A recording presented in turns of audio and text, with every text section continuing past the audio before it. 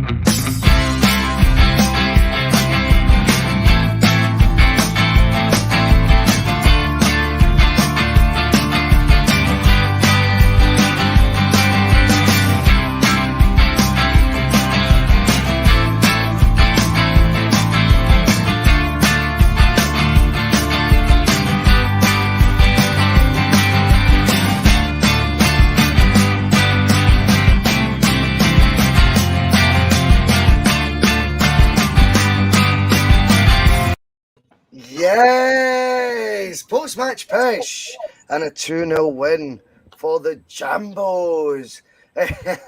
Just kidding. 2-0 win against the Jambos. I actually didn't mean that. It was, though. A 2-0 win for Celtic. Wasn't the best display today. But you know what? The other lot didn't play very well yesterday. They dropped points. We played today.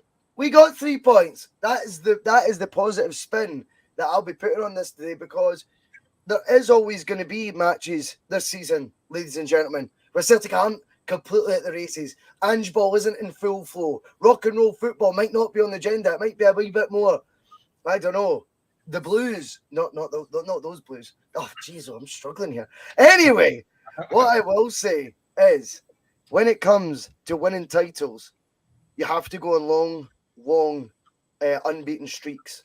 What Celtic are on right now is a 36 Spfl unbeaten streak, which is going, it seems, completely under the radar with the MSM. Not getting mentioned at all. It is nearly the equivalent of a full football season now. Celtic are unbeaten in a row. So, today, the opposition didn't have a shot on goal.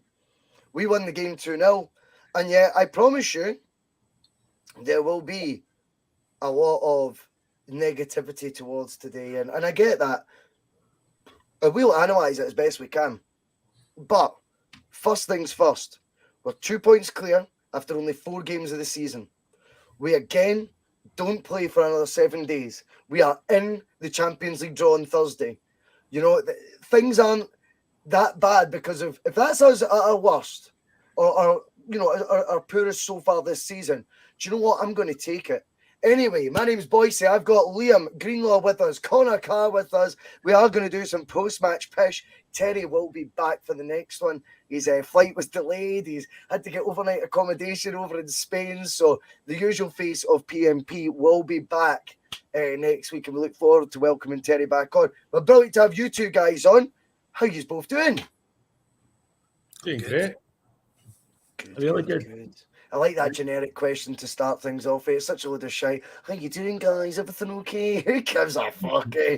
Let's just talk about Celtic. Anyway, there's over 60 watching live already, which is amazing. If you want, you can hit the like button, because that gets us more traction on the old YouTube. If you want, you can share the site. If you want, you can subscribe. Even better, hit the wee bell button, because then you'll get notified every time the bus is pulling into a stop nearby you. If you want to become a member, it is optional. There's no pressure on it. It's $1.99 a month, the same as what a patron would be. But you're getting from us, I don't know, 20 to 25 shows a month. So it is optional. There's no pressure on it. All our content will always be free. It's just your way of supporting the channel. Anyway, back to proceedings. I'll come to you first, Connor. You've not been on in a couple of weeks, mate. Celtic 2, Hearts 0. Hearts finished with no shots on target and 9 men on the park. Was it a good result? I mean, I would have took a 1-0. I would have took a 1-0 scrappy game just to get us at the top of the league and to extend the points difference. But it wasn't the best game by all means. But it could have been a lot worse. I mean, Hearts are a fairly decent outfit. We've seen that last season. We had a lot of tight games against them last season, and a lot of people, because of how last season went really well, a lot of people forget we lost against Hearts at the start of the season, the very first game. So, and fair enough, it was at Tynecastle, but still, it's Hearts are no mugs compared to the rest of the league, and we've seen what the rest of the league is up to, and I would say not up to much, but as we've seen yesterday, not everybody can be Celtic and just absolutely beat these teams that they should be beating easily. You know what I mean? So, but we'll take our victories where we can get them and just keep pushing on. Well, exactly, mate. And you know what? I've been, around the block longer than my youngest looks, would suggest to me. I've seen Celtic play, better than that and not get a result. Over the years, we've been able to snatch defeat from the jaws of victory many a time in my lifetime supporting Celtic. See, right now, I just see it as a positive that we've had 3 brilliant displays so far, in my opinion.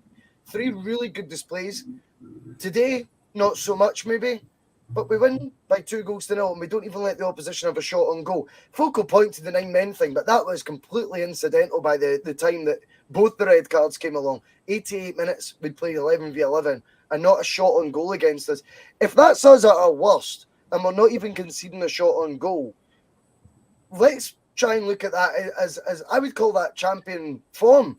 Now, it's far too early to call we're going to win the league. I don't mean it like that. But in terms of a display, that's what you're looking for from a team of champions. You're saying, see, when you're at your worst, can you still deliver the 3 points? That's what we did today. I think it's exactly what we did today. I think we've seen it. You've seen it in our build-up. You've seen it in how we played. I think the only thing that was telling the day is we still need to, no matter how much time we've got in the training ground, we need to just get that killer instinct, putting away the chances. Mayada had that chance with a header. I mean, I don't want to be too critical because, as you're saying, we've got 3 points. Yeah. But I think it just shows you that even when we're doing everything well, we need to take our chances because teams can get back into a game.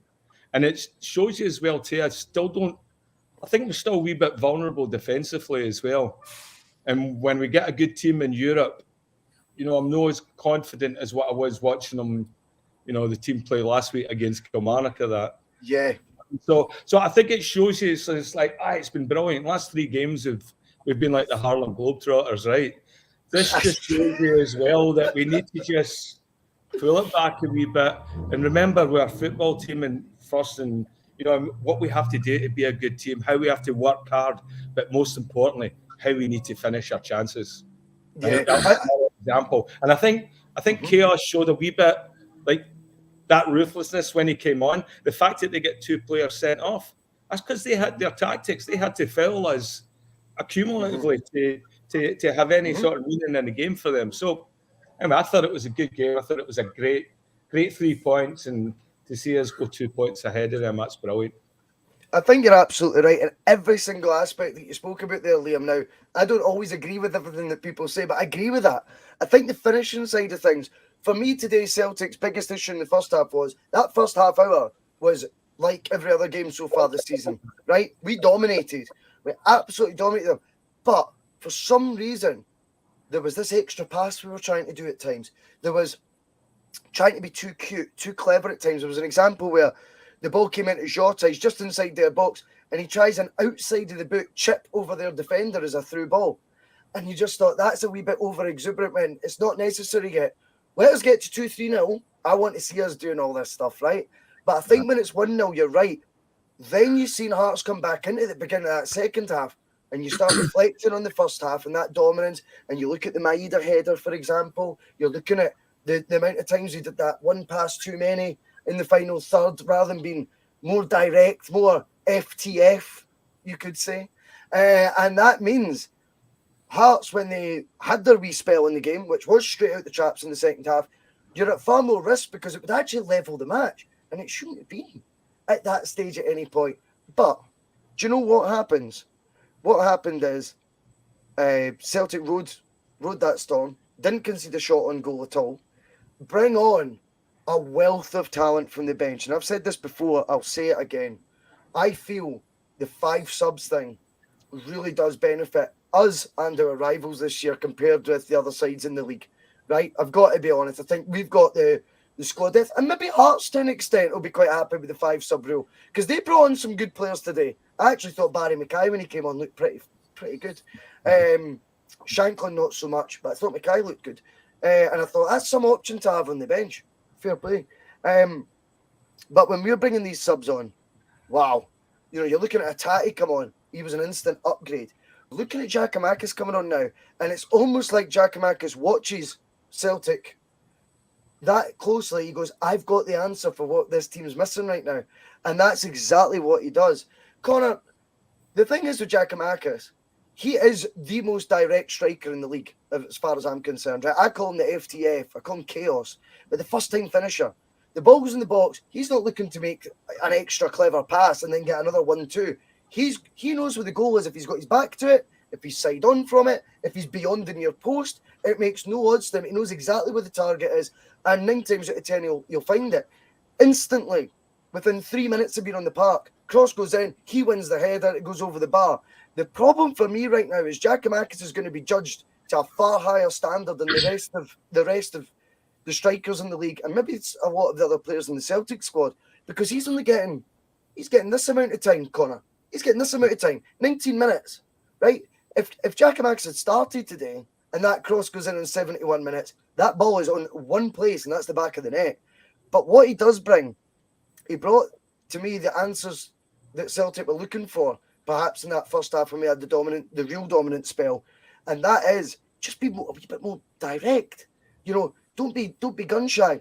If you've got an opportunity, don't try that extra 1-2 in the box. You don't need to be too clever. Have a go. And bear in mind as well, what also surprised me with that, Connor, was it wasn't Craig Gordon in goal today. It was their backup goalkeeper, which I thought they would have targeted more. I know he made a fantastic save second half, but I thought we might have put him under a wee bit more pressure, and that would have been by pulling the trigger a few more times.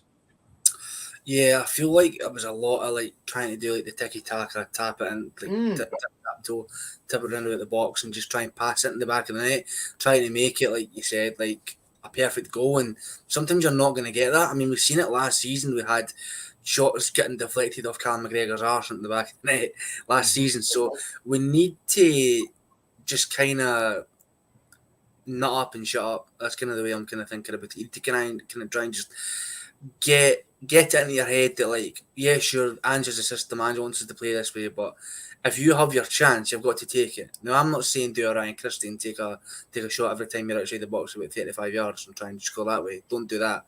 But if you're in the box and you can guarantee that you're 99% sure you're going to get the ball in the back of the net, just try and take it as one touch. Don't try and, pass it and try and nutmeg 3 players and try and do all this fancy stuff. Just stick to the basics and do what you can do. Because that's the difference between Giakoumakis and I feel like Kyogo, who I think Kyogo had a decent game. I feel like I got called offside quite a lot. I want to talk about that maybe a bit later about the officiating, because it was because we won, we can talk about it. You know what I mean? If I'd lost, then I wouldn't want to discuss it, because then it just seems like so. I get that. That's a good point. Giakoumakis would take it his own teammates to score a goal, and I fully believe that. He would bundle into, we are bad and absolutely snap him like a twig if it meant he would get his head in the end across and score a goal.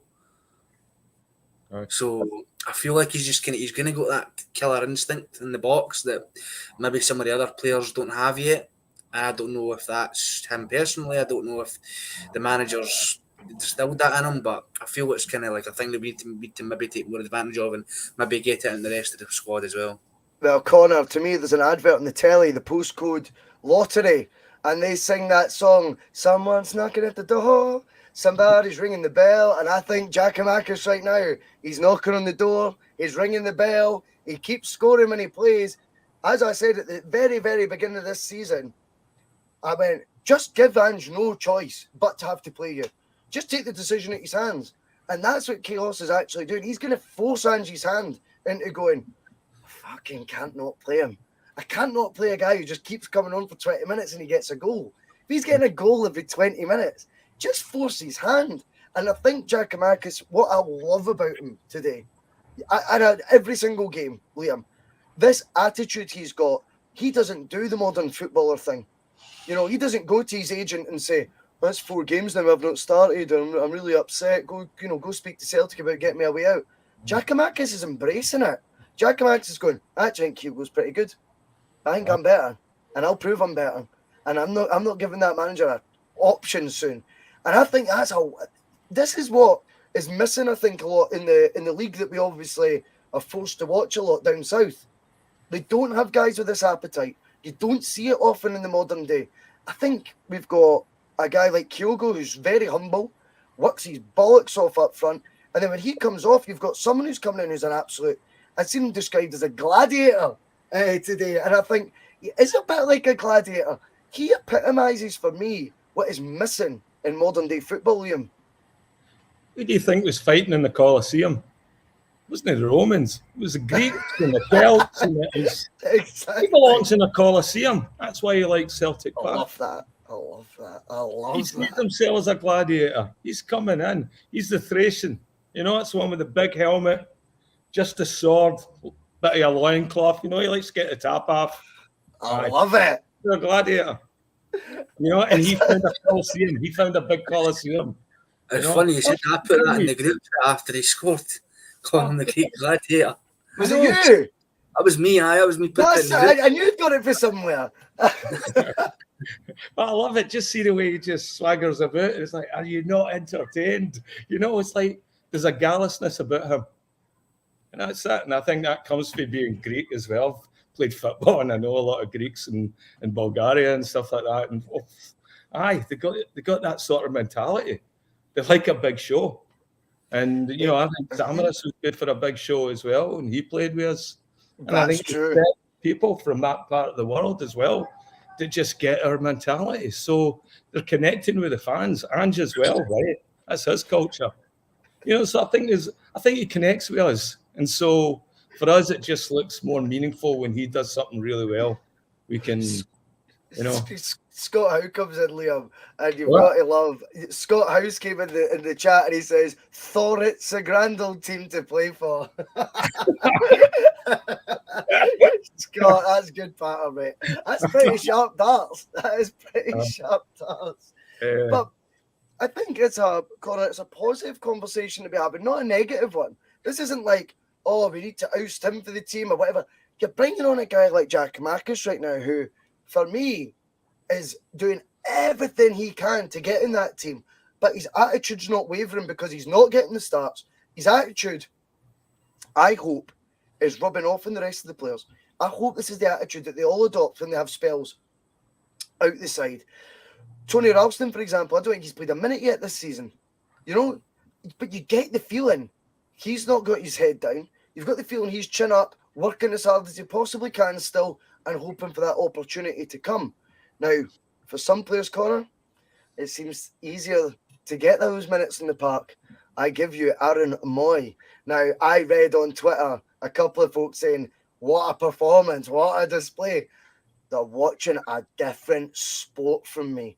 Now, I'll tell you what I've seen from Aaron Moy today. He got the ball, he spun once, he spun twice, he spun 3 times, and then made the obvious pass that he could have just done first time, which has allowed Hearts to regroup and get back set.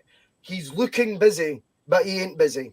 He goes backwards, 9 passes out of 10, and then he's robbed of possession, and the Hearts were through, and we get a foul. It was never a foul. Like, never a foul. He was just robbed. And you could see, I listened to the game, I watched the game on His Goal, right? And it was Hearts TV commentary. They were excellent, by the way. Totally fair. They called it down the middle. I was quite surprised how balanced they were. They were really good. And to be fair, they were like, that is now taking the Michael, you know. Aaron Moy, for me, is getting minutes and getting preferential treatment, in my opinion, Connor. That is undeniable, because if you look at the journey other players have had to go through to try and get this sort of game time in Angie's first 11, it's been almost like climbing Everest. Yet Aaron Moy, who's done the least work in pre-season of anyone, seems to have elevated himself to already 4th, 5th choice for a midfield spot, and there is obviously three up for grabs. I mean, I agree and I disagree. I feel like the times he's came on, he's done that bad. He's not had any howlers, and I feel like he's looked a bit more settled and a bit better, to a better pedigree than what James McCarthy had when he had minutes when he came on. So I feel like, and it's also only a couple of games into the season, I feel like we can judge him more as the season goes on. And obviously, I feel like this season, very much like last season, is gonna be long. It's gonna be. I mean, it's coming in thick and fast now, but I feel like it's gonna get to a certain point, especially with this World Cup coming up at Christmas, and it's going to feel like it's going to drag a bit. And then, however the title race is going by that point, it might seem, a bit tasty. So I think Moy has his role, and I think he has. I think he'll come good. I feel like I don't think we scored that last goal without him. I don't think we scored that winner without him, because he plays the ball and he gets it out, and he does that thing. Him and Turnbull do it as well. They kind of just turn back and they do like little spins on the ball and they turn, and it kind of looks a little bit awkward when they can kind of just make like an easy pass. He just made the pass. It was a negative pass anyway. It was obvious, and he does pass back a bit. I'll give you that, but I think that's maybe like his role to come in and shore things up for like the last 10-15 minutes and to kind of just see the game through. But I feel like it's a bit too early to judge him. This isn't. But that's not what I'm saying. This is the thing, right? And this is where the hysterical stuff comes from, Connor, right?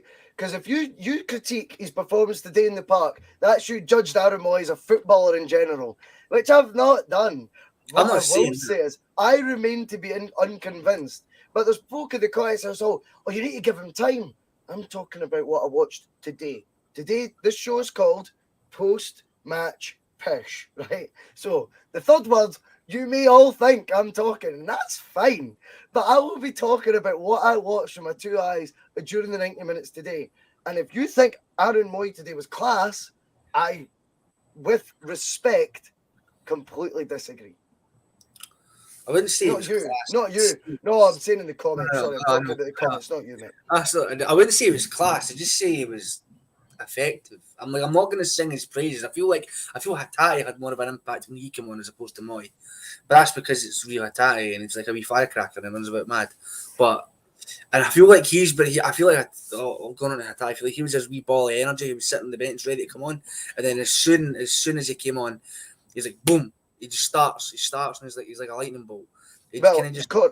Connor, as Patrick McLaughlin says, that extra bit of oomph that our play in the first half. And I think he did. I think he did bring a bit of a spark. Yeah, I think it's because I don't know why Turnbull started today. I think maybe we just want to give Hatate just some minutes today and just see how he got on. Maybe he wasn't 100% ready to start, and maybe he'll be able to start next week, which I do hope, because I feel like he's brilliant, and when he gets back up to speed in that with the game, because he's been out for a couple of weeks, he'll be absolutely electric. Because bearing in mind, before he had that wee injury, everybody was touting him already that he's going to be player of the season. So I feel like if he starts next week against Dundee United, I feel like he's going to add so much more to the midfield. I feel like Turnbull's struggling a wee bit. I don't know what it is. I feel like he's getting the ball took off him quite a lot, and he's getting bullied a wee bit, and he's trying to make these passes and they're not coming off 100% of the time. And I don't know what it is. I don't know if he's getting a little bit fearfully losing his position instead of embracing it, instead of trying his hardest. He's maybe getting a bit like Hatate's on my back. I'm absolutely shitting it, because as soon as he comes in the team, I might not get back in it again. Which I don't think will happen, but I don't know if that's maybe his mentality on it or not. Well, that's fair enough. At the end of the day, Liam, we can all have opinions on it. My opinion, and I will leave it there, is I am unconvinced so far from what I've seen by Aaron Moy. And if folk want to get all petty about that and think that that's me already judged him, then that's their gift. They can decide that if they want. It's not quite what I'm saying, though. I don't think that's a brutally harsh assessment. That is my opinion. Anyway, that wasn't the focal point of the reason why Celtic won 2-0 today, though. The Kyogo goal, again, comes from a work rate, and he's just a pest, Maeda, right? But what I want to talk about, Liam, right? Seeing that first opening 30 minutes, let's say, when Celtic did actually look really good today, and I think it's easy to forget that because we didn't actually capitalise it with goals, and then we've seen the second half, that lasts longer in your memory. It's like if you go out for a meal, the dessert's the final memory. If that goes Pete Tong, you think the meal was shite. So when you look at how Celtic played in that first half, that opening 30 minutes, one thing I wanted to talk to you about was Celtic's artful dodger-esque style, and that is picking a pocket or two. Because right now, Celtic, when they pick a pocket, they then swarm like bees. Could that be a tool we then implement in the Champions League? Now, don't get me wrong, it won't be Tony Sibic, etc. at the back when we play in the Champions League that maybe take a heavy first touch. But at times, it's still only human beings you're playing against. There will be the odd moment where Maeda might go, he's took a heavy touch there, bzz, and he just runs into it. I think that is where that Celtic team can really come alive and can really hurt teams. Our pickpocketing, I think, is absolutely part of the plan, part of the strategy, and one that could work for us, not just at the SPFL level, but I think it's something that the Champions League we need to look to really try and expose. Yeah, you got to pick a pocket or two. Yeah. Do you like that one? I like that a lot. There was one today. There was one where Mayada came back and he managed to get. He came back and he picked the ball up, got a rebound off him. But O'Reilly and all that were already there anticipating that happening now as well. So when you're saying you're swarming, you still got Mayada and Kyogo chasing players down. But now the other players are understanding, okay, I know where his touch is going to come in, or I know he's got that wee burst of speed. They're seeing it in training, right? And so they're knowing where to position themselves to get that knock as well. So that's where I think the swarming comes in. In Europe, aye, absolutely.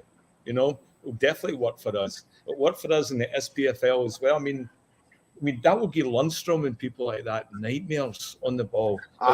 Look at Rangers. They've got a lot of older, bigger, more bodied players, where our guys are smaller, modular, and for that sort of pocket picking, well, that's why you use all the wee artful dodger guys, right? So, big Lundstrom and all that, they'll have a nightmare. Goldson, they'll not know how to react to that. They won't like it. They'll be used to it, but I think if we press it and do it really well, that becomes a really, really good tactic for us. Definitely. Connor, the pickpocketing that Celtic are showing, the three artful dodgers up front, that's what we're turning into a wee bit. And I think it does.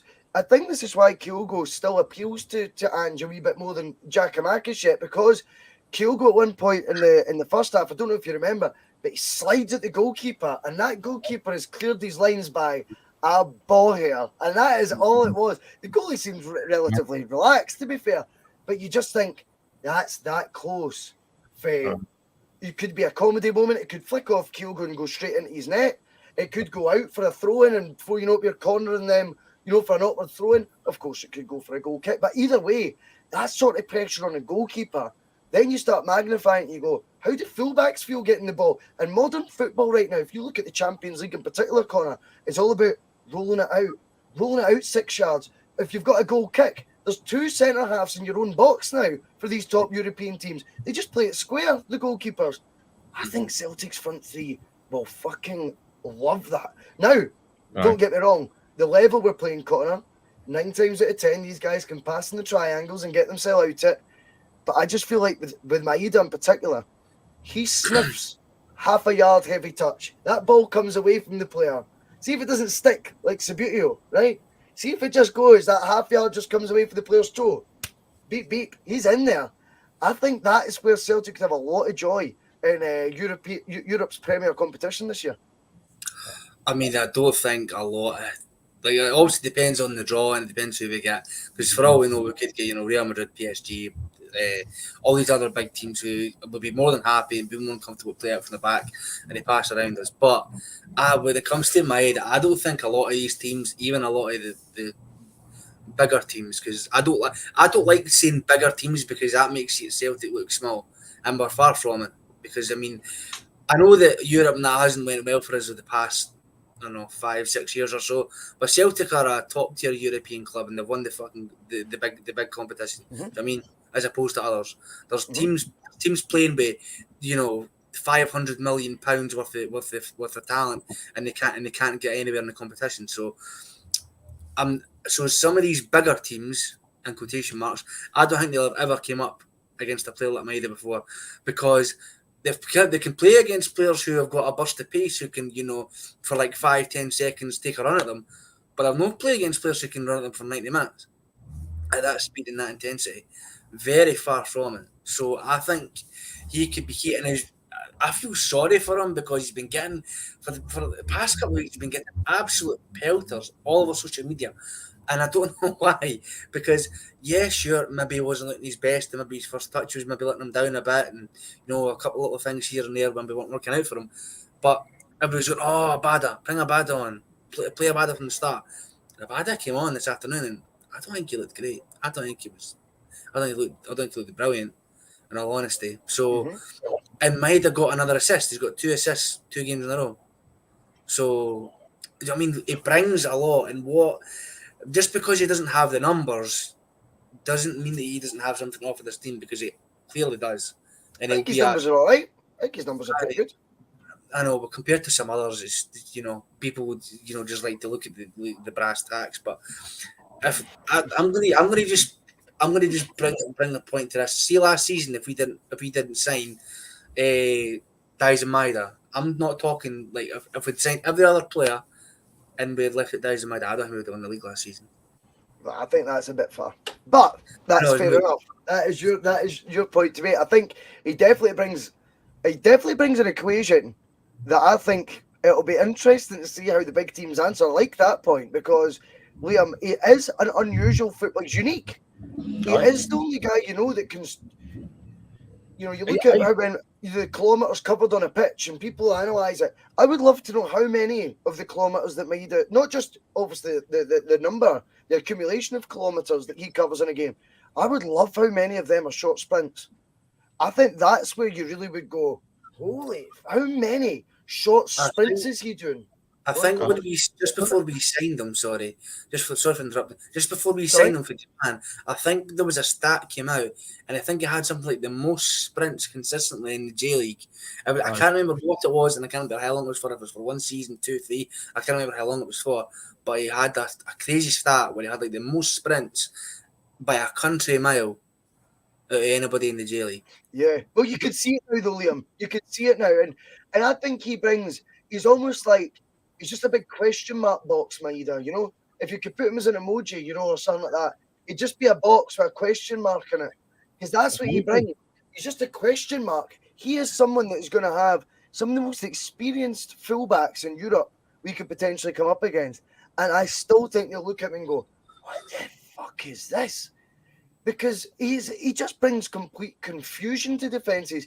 And again, I love the fact today, Liam, he starts wide right. Jota starts on the left. Now, we were all led to believe that Jota's having to start on the right to accommodate Maida on the left because that's Maida's position. Yet today, Ange just goes, fuck it. We'll just start the other way around today. Same front three, but we'll make a big change to it. That works. That ability, though, that really does help. And I thought Maida on the right looked just as effective as what he does on the left. In fact, his cutback for the Kyogo goal, you can mirror it to the one that he did for Kyogo at Ross County. It's almost the exact same thing. One was on his right foot, one was on his left foot, almost from the exact same position, same outcome. He is going to be a weapon at the top flight, because I just think, do you remember when Didier Gat, we first played the Champions League, right? And I think our first Champions League game was in Turin. And I think it was Zambrotta or Pasotto, maybe both. and Agat just had them on toast time and time again. We got beat 3-2 that day. We scored 2 goals against Juventus in Turin. And Right, Connor, that Juventus team was a joke back then. Like, I'm not exaggerating. Like the golf people talk about, that golf was there then as well. Didier Agat was 50 grand. And what he was doing was confusing players because he just used to punt the ball in front of them and just run into the space. But once he got going, he never looked like he was running quick, did he, Liam? And yet he was going at 1,000,000 miles an hour.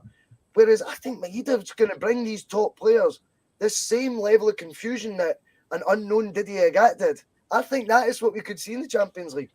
I think you're going to see him taking advantage of some of the best football parks in the world as well.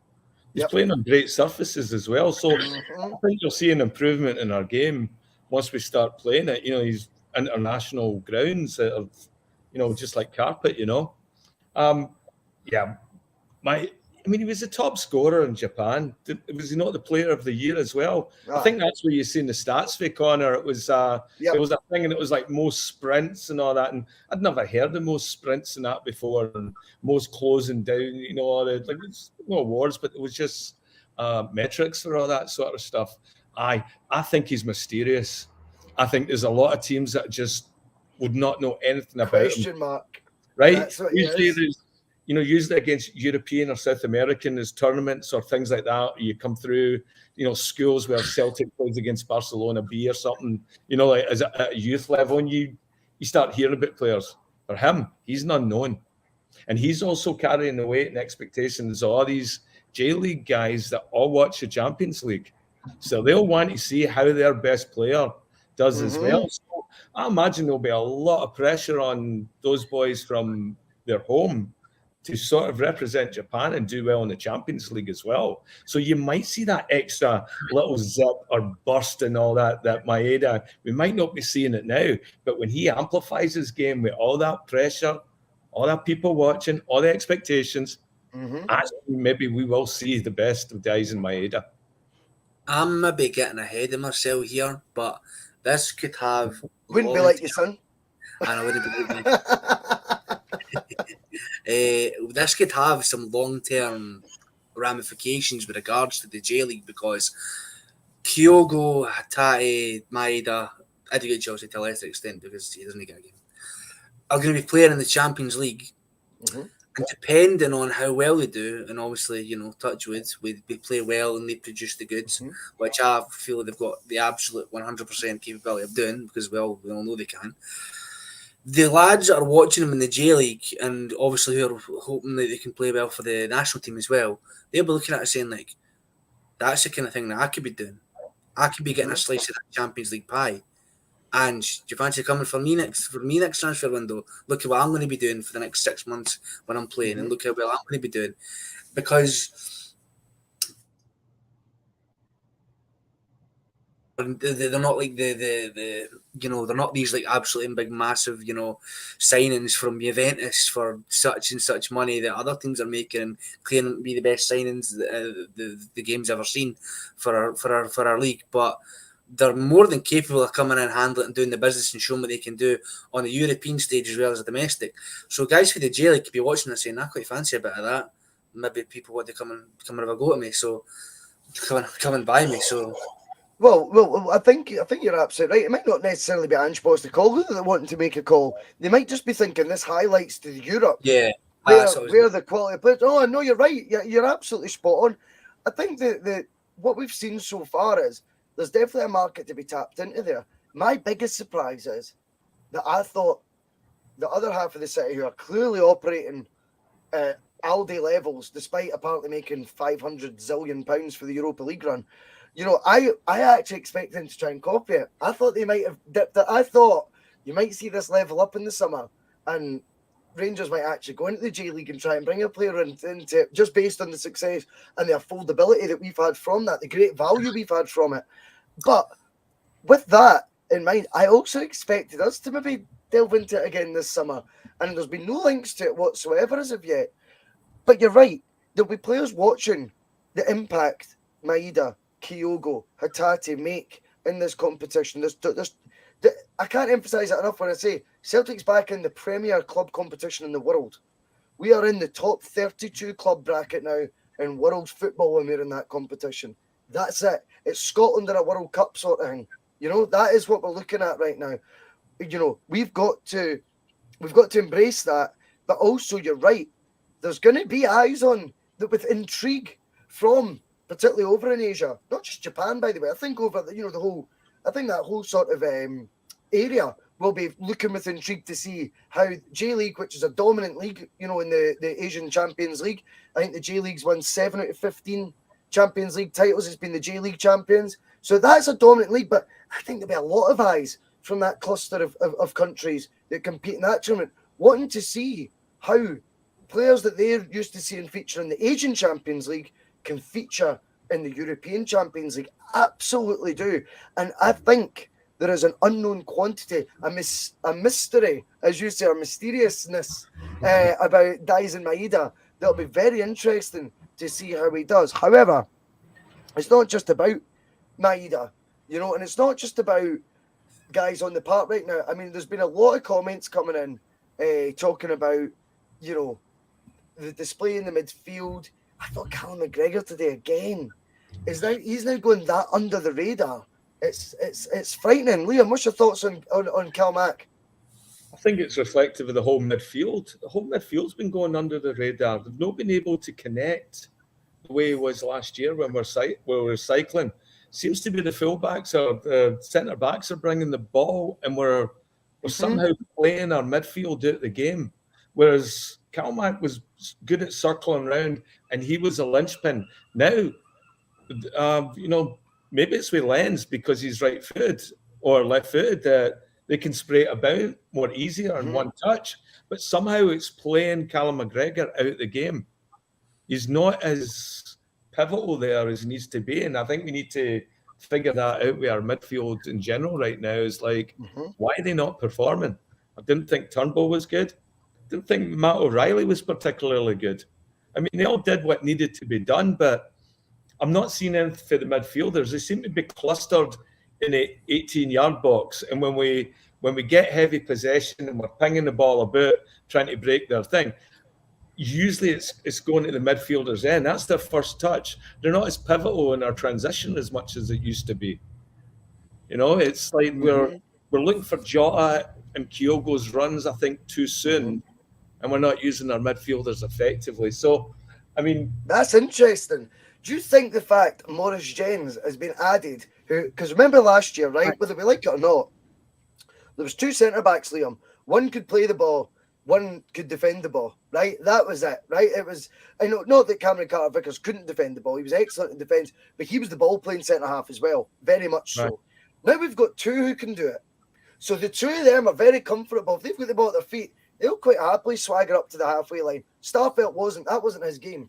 So the ball was getting given short to Callum McGregor a lot more. Or Callum McGregor would drop deeper because he'd go, you're not getting to run right, give me it. I'll turn round. You're right. These 2 centre-halves now, and I think this is something that Ange is looking for. He wants it to be the defenders doing this, because that way you're occupying. Callum McGregor's still got to get marked. The midfielders need to be marked. But if it's the defenders playing the pass, they've just got that wee bit of extra space to ping the pass than what the midfielders normally would. And if they're good at ball, with the ball at their feet, which I get the impression Jens might even be better with the ball at his feet than CCV, then I think this is what Ange is looking for. I think he wants... You look at where Joe Hart's been playing, particularly in pre-season. I'm not seeing it as much, I'll be honest, since the competitive fixture started, but he's so far out his goal. I think Ange wants all 11 players to be comfortable with the ball at their feet first and foremost, and then it's about knowing your role. But I think he's like, what you like with the ball at your feet? Can you ping a pass? That's what he wants first and foremost from everyone. Then it's the other wee additives that will get you into the side, the other attributes that you can bring. But I think it's an interesting point you make, Liam, because I think it's since Jens came in, you are seeing Callum McGregor having to drop as deep as you seen last season, a bit less and less, eh? Aye, that was it. He used to come back and pick up the ball from that side. But now, and even Taylor being better positioned, you know, by moving on the inside, you know, we've got like a lot more opportunities to have a more direct ball. And who knows? I mean, if Muppets like us 3 are noticing it, right? I mean, Ange knows this.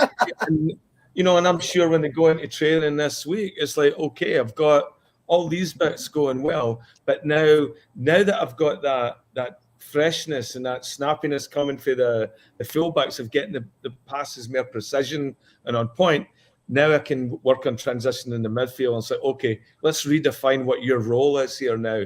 You don't have to go and do all that heavy lifting, Callum. Okay, how can we now distribute, with those three midfielders? How can we distribute responsibilities now for you that's going to connect you to the guys? There's going to be overlaps, there's going to be runs, there's going to be, defensive work. So be interested to see how it evolves through Ange's coaching philosophy and when he talks about building and increments, right? So maybe it's that Callum McGregor role is the last one now to be sort of activated into the, Ange ball experience. It's interesting because it's not a criticism as such. It's an observation, I would say, more.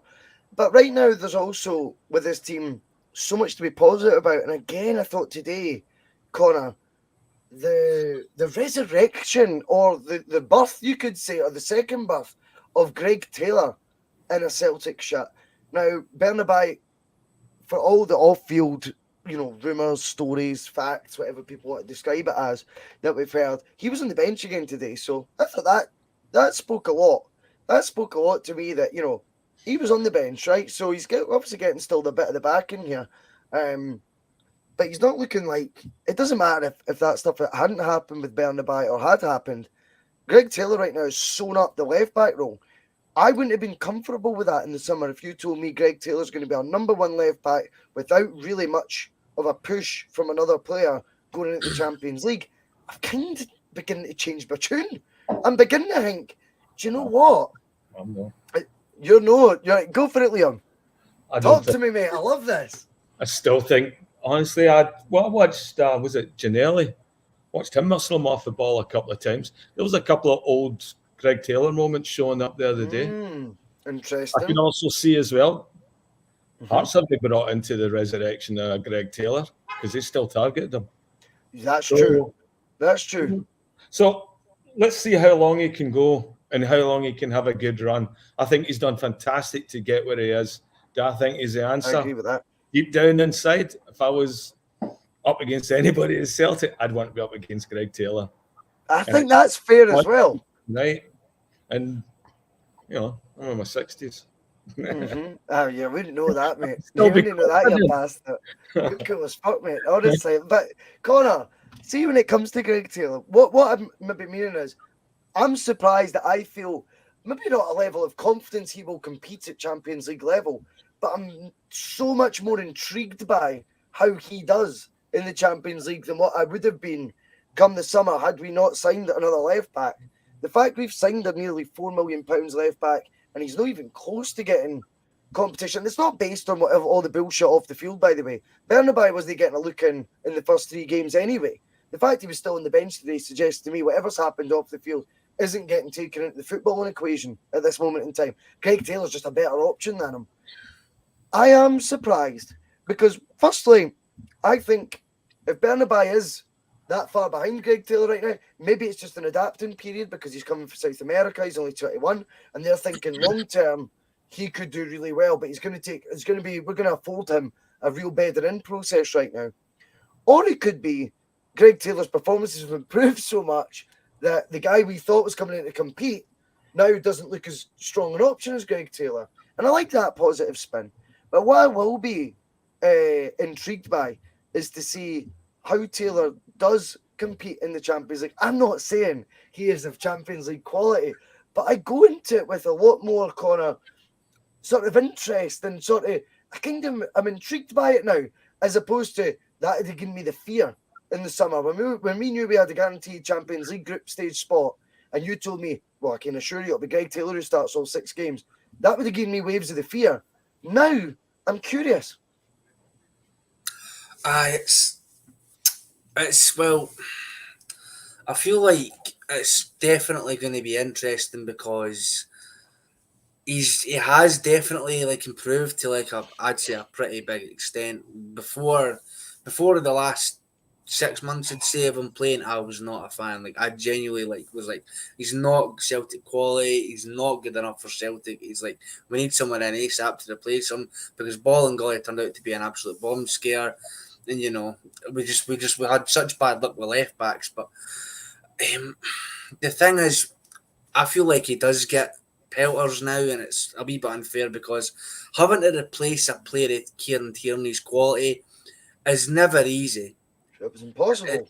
And especially if you're coming in and you're, it's a bit of cheek for me because I'm not tall either, but you're not the tallest fullback in the world, and you're coming from Kilmarnock, where they played under Steve Clark, a very particular brand of football on plastic pitches. So, but I think he's stepped up to the plate now, and I think, I'm not going to say he's going to have like a great Champions League campaign. I'm not going to come out and say that, but what I will say is for the league, I'm more than happy for him to play week in and week out until Bernabei gets a chance to prove himself and to show the manager why he should start ahead of Greg Taylor, which, with the stuff off the field, we don't know how long or how short or whenever that's going to be, but he gave Bolingoli a chance after the stuff that Bolingoli did. Remember, he played them a couple of games last season? Two starts, one at Livingston away, and it backfired. That was a stupid call, in my opinion, but you're not allowed to say that, obviously. So, but, I mean, he's going to have some moments. I mean, he's only human, he can't be perfect, but despite the pedestal we've put Ange on now. But, it's going to be interesting. I feel like I'll have to wait and see. I can't predict it, but the only thing I'm scared about is that he's maybe the pace of the game is maybe going to get the better of him. Is it maybe just some of these players might just be a little bit too much for him? Attacking. But the question is, though, Connor, are you now feeling a wee bit more confident, a wee bit more intrigued to see how he does than what maybe you would have been 2 months ago? I'm a lot more confident than I would have been if you told me this time last year that if we were going to the Champions League, Greg Taylor's going to start in left back. I would have put my hands on my head and would have been, this is going to be an absolute disaster. But now I'm not going to say it's going to be great. I'm going to have to just say, well, wait. Big Liam's shite himself at the top right, eh? Absolute fucking gosh. Seriously. What are you guys drinking out there? What are you watching? See, when he comes up against an absolute beast, which you will get in the Champions League, he will get ragdolled away in the place. I don't want to watch that. That'd be horrible. Watch him now. Watch him be the player of the competition now. Rottweilers just run away with wee Fluffy. Boom. We've got 10 days to the end of the window, Liam. Bernabei's in a hot water. He's in soapy bubble. Greg Taylor's having a purple patch. Whether you think that purple patch is up to it or not, he's having a purple patch in his Celtic career right now. That's undeniable. Right, so Liam, what? Do you then go and not back down but double down and get another left back in that you think's Champions League quality? You would.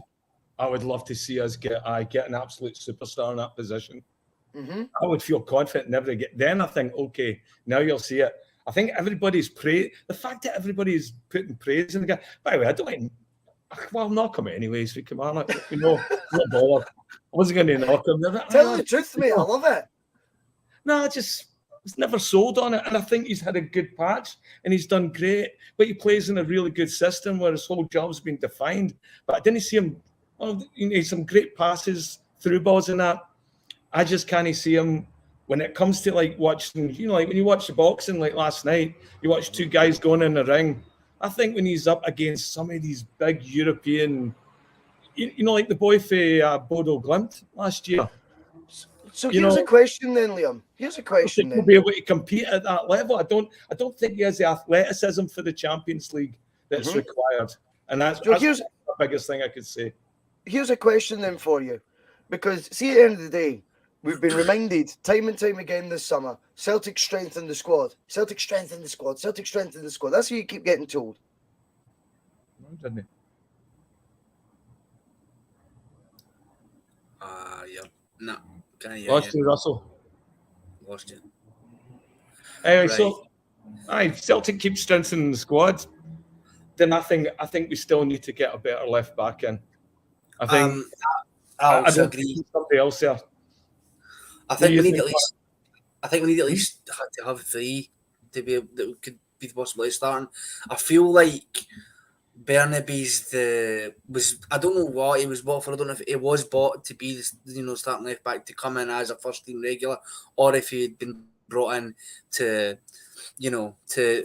develop him and to then see if he blossoms into something that'll be better. But if we could get, I know we always go back to, but if we could get a player like Juranovic's quality for like running about the same price tag at left back position, I'd bite your hand off. Okay, everybody goes on about how we need a central defensive midfielder, right? We always go on about how we need that. But I think our midfield's pretty solid, and I don't really think that we could benefit from it, but I don't think it's an absolute must.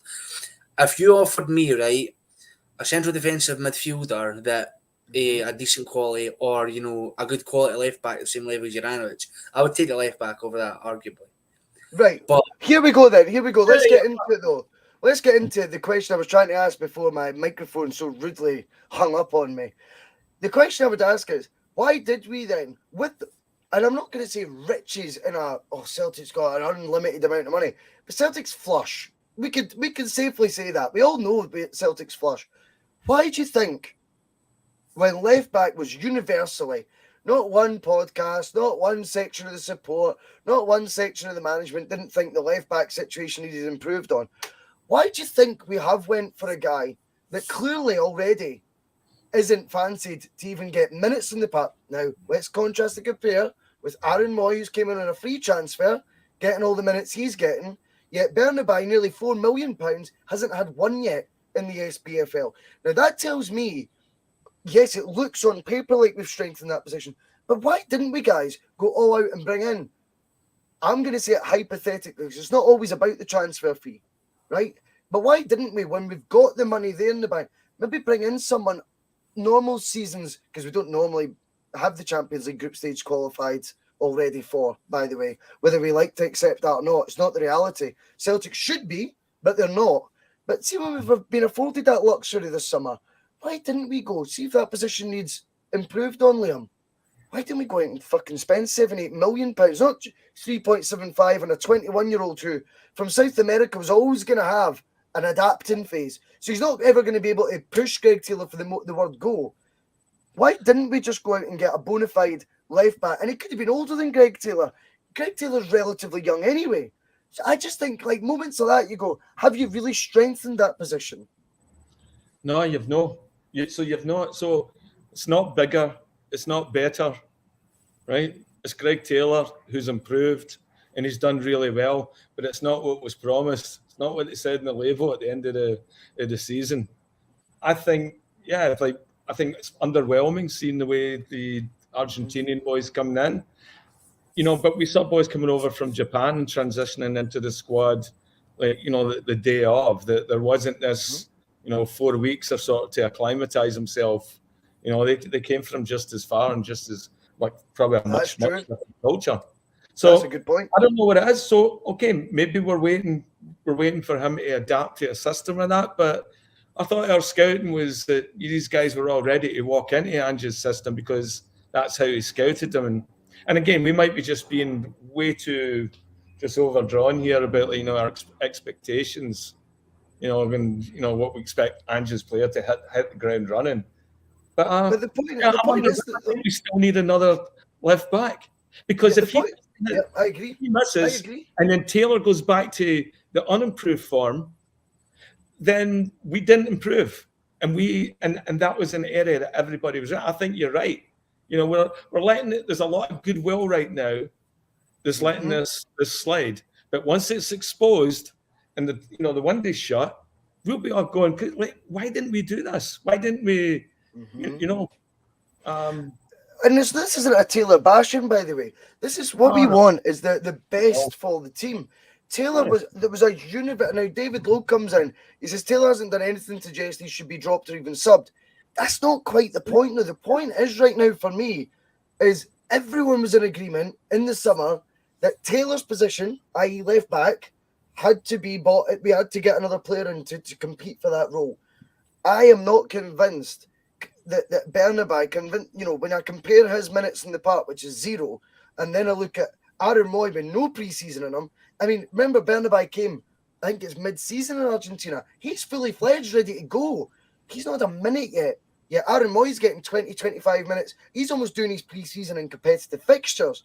Now, that would tell me he's more fancied for his role, and yet he was a free transfer. Bernabei was nearly £4 million, and we was being touted for a potential chance of being in the Argentinian, nearly said Australian there, Argentinian full team squad come next year, the first team squad next year. I'm like a fully blown Argentine international. So far, though, he's not quite there. Now, I think when it came to upgrading the left-back role, that's maybe been an issue. Greg Taylor, for me, has been, he's punching above his weight. Real competition had to come in there, and I'm not convinced, Connor, so far that Bernabei is actually going to be that real competition yet. And I just think we had the money to go out and go, do you know what? We've got a million projects in our team anyway. Right, Matt O'Reilly was brought in. He was a bit of a gamble, he was a bit of a project player. David Turnbull's still young. There's youth all over the team. I think we only start every game with one player in his 30s, and that's Joe Hart. Right, that is it. So we don't have a need to keep bringing in youth. If we really wanted to compete with Greg Taylor, I think you've hit the nail on the head. Why not sign someone in the mould of Juranovic? And even if they, a 26-year-old international player, and I'm not saying you'll get all of players of Juranovic's quality for 2.6 million. But the money's there in the tin. To have went and spent 6, 7, 8 million and properly upgraded that position, this isn't a dig at Greg Taylor. This is all about proper competition for places. And I don't think if Greg Taylor was injured or suspended, many of us would have much hope now that Bernabei, mentally or by the fact he's not getting even a minute's game time as of yet, is going to be the answer. I agree, but the only thing I will say is we as a fan base are very reactionary as a fan base. Every football fan is. I don't know why. I just feel like us and the others across the city, I feel like we've got two of the most reactionary fan bases in world football, and I don't know what it is. I don't know if it's to do with like the Glasgow Fishbowl, and because I disagree. Every Go look at Serie A. Look at Serie A, Connor. You're mad. They've got ultras that chase them out the changing room after one bad result. Are you mad? What's Bulgarian football? What team's absolutely everything? I'm not talking Boca Juniors or play here. I'm just talking about Connor. It's our gift as a football fan is you are overreactionary. It's what we do. It's what football brings out these emotions. There's no point in critiquing that aspect of it because I just think that's what we're the thing I'm going to say is the only thing I'm going to say is we were very as we kind of jumped the gun a bit on Anthony Ralston as well last season, and he ended up being an absolute player for us last season. I feel like he was absolutely brilliant. And yeah, he did. To be fair, he did kind of show it in his first game of the season when he played against Hearts. He had that brilliant goal. Not that it counted for much because we got a goal disallowed for absolutely nothing. But typical. Because I still want to get on the officials today as well, because I feel that's a talking point that needs to be discussed, because we can't just let it lie anymore, because it's getting absolutely ridiculous now. But we judged Anthony Ralston harshly, and we had evidence to back that up. We had evidence previously that we thought he's not good enough, and we thought that he's not going to produce the results. And so far with Bernabei, all we've gotten is a couple of pre-season games, and he's went in a bit of a bender, and it's not worked out very well. So to kind of judge him and to kind of judge the way he could be playing and the way he might turn out is a wee bit premature. Because it could turn out to be absolutely amazing in 6 months' time, but it could be an absolute bomb scare again. We could just maybe your left back position is just going to be forever cursed since Kieran Tierney left, and we're just never going to get an absolutely world class fullback left back ever again. Well, Connor, let's look at the optics, mate. Let's look at the optics here. Celtic sold a £25 million left back, which I think was probably undervaluing him. But let's look at the facts. We sold it for £25 million. We replaced him with a £2 million one. Why would he be at the same standard? How can that be a normal? See, if you look at any transfer or what is it they call it now? Player trading model. Okay. If you sell a player for 25 million and then bring in a player to the value of less than a tenth of that as the replacement, don't be surprised when they then are nowhere near the level of the player you sold. I think from the moment we got the 25 million, and remember Celtic insisted on it up front from Arsenal, which I loved, because we basically, that was our deal on that was, no, fuck off. It's 25 million up front. We'll pay it. I think it's a lack of ambition not to have then went out, and it should be the same for any position on the park. If we sell a guy for 25 million, we spend 10 of it on the replacement. And that's what Ajax do. And that's why you get all confused and our wee minds get lost when we see Ajax spending 19 million pound on a player. And I go, well, not really. Their record sale now is 48 million or something. Because they've consistently went with that evolution, Liam, haven't they? We don't. Think about how much it probably changes the dynamics of your team as well. You're used to having a baller at left back, somebody that's like driving the team on, somebody where everything's happening. That's it. That's one of the sparks. That's one of the engine rooms of your team. And then you replace that with something that's like 1/10 the power. And so all of a sudden, all that energy that comes to that one side of the park, that's gone now. And so you got to find different places of the park, right? Where's that on it? Where's that drive going to come from? Where's that spark of creativity?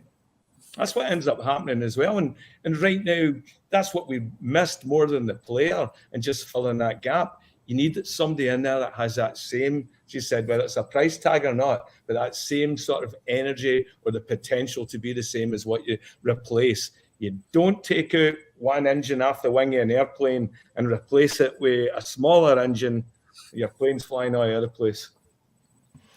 Well, I agree with that. I just think it'll always come back and bite you when you're paying 25-year-old fees by expecting a 2022 fee.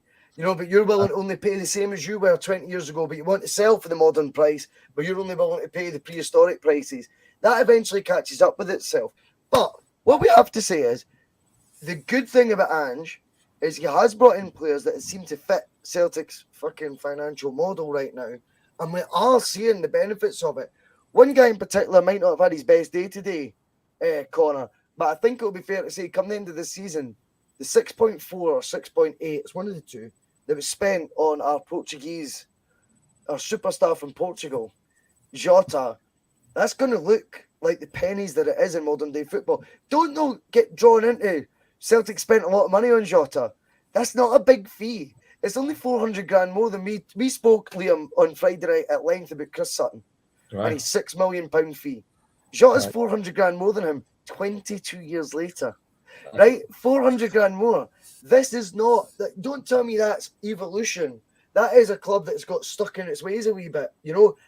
Right. But I think we've won a watch. Connor, Jota could be the boy that I think takes Celtic to the league title this year. I think he could be the main difference. Today might not have been his best day, but even then when he gets the ball, you smell something. You get a wee fucking vibe about you. He still looks dangerous. And at the end, there was a moment where he just cut in. He beat one, he beat two. And you knew the first thing in his mind was, I'm going to have the dig here because I might just need to do it myself. I like the fact he takes responsibility in these situations, Connor. Mm-hmm. It's like, he's very much like, I kind of look at him as like, he's like a shark. He can smell blood in the water and he knows exactly what he's going to do. Mm-hmm. So the money, we paid absolute peanuts for him. I'm sorry, but in the modern day market, that is nothing. That is absolutely nothing. Like nothing, mate. Nottingham Forest are paying something like £45 million for a fucking player for Wolves. So I've never even heard. We spoke about this the other night, didn't we, Liam? The 44.5 million, is it for the Morgan White or something for Wolves? Mm-hmm. Aye, Gibbs Morgan White or something like that. They never heard of him. Probably because he's not Portuguese and he should be playing. The majority of the Wolves team are Portuguese, so I've probably never heard of him. Probably never listened to his name. But it's just that's probably where he'll get his move to be honest, Jota, when he eventually gets snapped up. But it's absolute peanuts, and we looking at like the way the optics of it is like. I want to change my prediction for player of the season. I said it'd be a tie. It's probably going to be Jota now.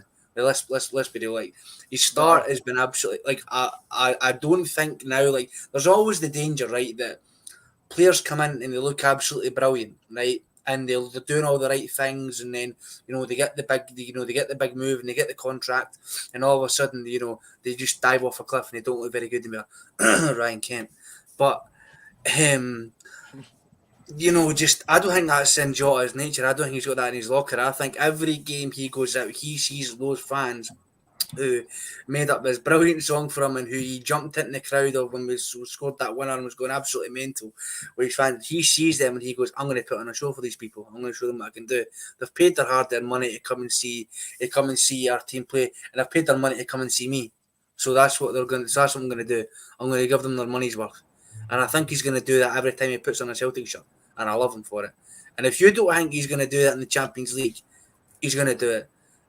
The game where we got turned over against Bayer Leverkusen at Celtic Park, he was tearing them in the arsehole that night. He was making players trip over their own fucking boots and fall on their arse, and he was doing all sorts of trickery in that and was looking absolutely brilliant, which I feel we were unlucky to actually not get anything that night, but that's a discussion for another day. But that's a good point though you're making, and I'm going to come in now because, Liam, see when it comes to the Champions League that Connor's talking about, it's not just about Jota doing it and seeing him do the same stuff he does in the SPFL. I always remember seeing Nakamura, obviously capable of moments of magic, etc. Do you know why he was so valuable in the Champions League? His ball retention was unbelievable. He never gave the ball away. And that's what I think. Jota might not be dancing past players the same way he can in the SPFL, right? But see when he gets the ball, he'll make it stick. He'll take the time up, let Celtic get back up the park because he's got that. He's got the ability with his feet. He's got the intelligence. And at times, Nakamura almost looked like Nakamura Light, Lite, in the Champions League at times. But you thought, you know what? It's so effective what he's doing. He's got the brain. He's got the ability to go, right, okay, I can't go past you. I can't just go one way that, he used to do that shimmy. He'd go right, left, then gets crossing. Sometimes, though, he would just keep the defender dancing a bit, wait till the team came up the park, and then just find a simple ball. I think Jota might do a lot of that ball retention work for Celtic this season. He'll be an outball for us. He will be an outball, and he's got the intelligence to do it. And I also think the intriguing thing about Jota in the Champions League, Liam, is this is the stage I think the boy thinks he belongs at, which is a good thing to have. I think this is exactly the platform that he signed for Celtic to have. Me too. He wanted Champions League football. He couldn't get it with Benfica. But as a boy, going to his initial press conference, it grew up watching Champions League football. So he understands. He's watched it with all the commentary. He's watched Benfica. He's watched Luis Figo and all the great Portuguese players across time. So he understands. He's got football, IQ. And as an outball, I love that idea as an outball as well, because not just for holding the ball, Jota's got a bit of trickery. He's got that. And on a Champions League night, front of the fans, home or away, that wee bit of trickery can unlock a defence. It's like that's what you just have to make that one wee move. I think Kyogo will have it. Jota's going to have it. And I think Jota will be far more dangerous with Hatate looking for the runs, playing the wee one touches for him, the quickness, the intuition and that. I think he'll be much better playing with Hatate than he will Turnbull. Yeah, I love that, Liam. I just think right now there's players. We spoke about Sutton's arrogance. Again, I'm going back to nostalgia. It was brilliant on Friday, though. It was such a good show. But we spoke about Sutton's arrogance and how it's measured, Connor. I think Jota's got a wee bit of that arrogance. Kyogo definitely does. And I think you need to have that wee bit. I call it, with the Scottish terminology, Connor, is swagger. And I think these boys have a wee bit of swagger that I think they won't be fazed this time round by European football. I think the message Ange was getting across to the team last year was so much, so soon, with a bit of a hash bash 11 as well, whereas now the first team squad, your first 11 and your 5 subs, I think, has a shape to it now. You could probably list them off the top of your head, and then there'd be 1 or 2 unlucky not to be involved, right? But they're now all used to this system, the vast majority, right? If not all of them. And you've got to kind of look at it now and go, I think they go into Europe with that swagger, as I call it. And I think Jota will epitomise it. But also, I think you're right to say, Kyogo, he's 27 now. He thought this chance might not have came. And I think, Iniesta's probably been in his ear going, oh, fuck, you could do it in the Champions League, son. Probably not that terminology, But I think that's what you would have said to him, I've won Champions Leagues. Kyogo, you could play in it. And I think Kyogo's now got his chance. Big platform. I belong here. Jota, big platform. I belong here. I think you look at the subs bench. I think Giakoumakis. I think you could, you could put him on Mars, and it could be the final over there, and he would think, I belong here. He thinks he belongs, and I think this team's got a real swagger about them, but it's not misplaced arrogance. It's just that right touch on the surface of confidence and arrogance, Connor. Aye, they've got a bit of a gallus nature about them. You know what I mean? They're kind of like this. Gallus, good word too. They're kind of this like ragtag bunch of misfits that kind of all came together last season, and they've kind of bonded and gelled really well. There we go. And I feel like it's worked out. I feel like all of them. I mean, obviously he's not here anymore, but Tom Rogic had that in spades. You know, it was a game. I think it was against Motherwell, because maybe last season, because he loved the goal against Motherwell, and he took it for like about 20 yards out, and he absolutely blasted and curled into the top corner, and he kind of just stood and looked about us and like, yeah, that's what I can do. Kyogo's got that. Giakoumakis has certainly got that, and Jota's got it. Jota knows he's sexy. Like, I'm sorry, but he does. Jota knows he's sexy, and he knows he's sexy on and off the ball and on and off the pitch. He knows exactly who he is and why the fans love him, and why he's being touted for great things at Celtic and further on. Kyogo's an absolute manager's dream, but Kyogo has a bit of dig about him, and he's also, he's kind of got that mentality, as in, like, every time the ball comes near him, he's wanting to put it in the back of the net. That's why if maybe it slides in and tries to get it and it trickles out, it doesn't end up in the back of the net, or he maybe doesn't connect with it well, he looks fucking raging. He looks absolutely pissed off at the fact he's not absolutely buried it, because he knows he's that good that every time the ball comes in that box, he should be putting it away. Because this is the thing. I'd say Kyogo thinks quicker than the average footballer, and that's why he gets flagged offside so much in games, because he's ahead of the curve, especially in this country where a lot of the footballers are fucking Neanderthals. And the officials are as well, because they can't see that he's clearly onside and he's making the run in behind, and they're just like, nope, he's on over, he's offside, flag up, and it's just and you can see it clear as day in the replays and I couldn't tell today, to be honest. You're very definitive on that. There was a couple of times it was bad. There was a couple of times he got it right, but a couple of times, my God, they were flagging him offside, and you'd be lucky if they were. Some of them were tight calls, but I think I need to see it in line, though. I couldn't have called some of them today. I agree with you on that. I couldn't have called them, but I wouldn't be so definitive that they were wrong calls. I think that's the thing. Kyogo plays on that line. It's deliberate. He's playing on the shoulder. He's trying to cause that defense. He wants to be behind the defender. He wants defenders turning. That's what he does. He wants the defenders turning. He wants defenders facing their own fucking goal. That's what the magic of Kyogo is. But anyway, that has been an hour and 18 minutes. We could have done this for another 10 hours, let's be honest. But I do appreciate both you guys' efforts today. It's been brilliant doing a P.M.P. again. It's only the second that we've done on the bus this season. There's been way over 130 watching live the whole time. It's another 3 points in the bag. We're 2 points clear. We've got the Champions League draw on Thursday. We'll be back with the Monday Club tomorrow night, me and Jonathan. We'll be doing something on Tuesday or Wednesday. I can't think what, but we'll be doing something. Then we'll be doing the TNF on Thursday with a huge reaction show to what the Champions League draw and what it all means is. And then we'll have nostalgia back for Friday. And then it's back into the weekend's action all over again. It just never stops, this bus. Connor, Liam Greenlaw, thank you for joining me. Top of the league, looking down on the Rangers. Good night. Some of his comments about me deliberately trying to cause controversy. Well, I work in the media now, and you've got someone sitting there next to you who's an embarrassment to the media profession. He's an apologist. He's a charlatan.